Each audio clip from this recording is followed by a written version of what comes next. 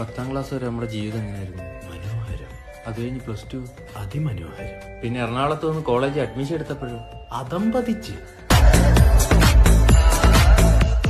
എല്ലാത്തിനും കാരണം ഈ ഡാഡിയസ് മോൻ ഒറ്റ ഒരുത്തനാ. എന്താണ് മച്ചാനെ അങ്ങനെ ഒരു സംസാരം?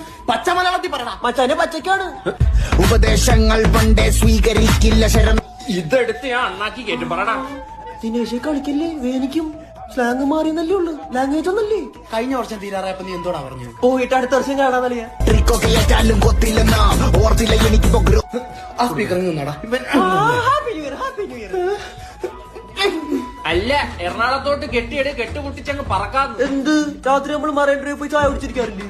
അവിടെ പോയി കൊതുകടിയുള്ളതിന്റെ പേര് അച്ചില്ലേ? ഉള്ളിപ്പോ ആരോഹണം അവരോഹണം അപമാനം ഉരുളോട്. വേറെ സാധനമുണ്ട്, ലുലുമാളി 5 പൈസല്ല കറങ്ങിട്ട് പറയാ വൈബെന്ന്. ഇത് കണ്ടു കുറേ ഇങ്ങോട്ട് കെട്ടിയെടുക്കും. ആഹാ, എറണാകുളത്തെ ഗേൾസിനെ പറ്റി പറയടാ.